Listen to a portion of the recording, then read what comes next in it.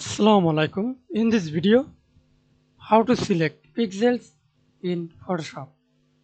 Let's see this. First of all, see this. Select any object, right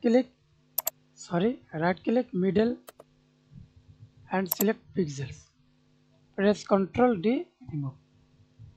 And see this, select text, right click, select pixels.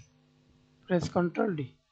And see this shape, right click, select pixel. Not select this pixel.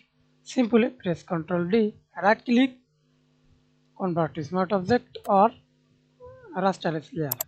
Then again right click, select pixels. That's it. Thanks for watching video. Please subscribe to my channel, like, comment, share.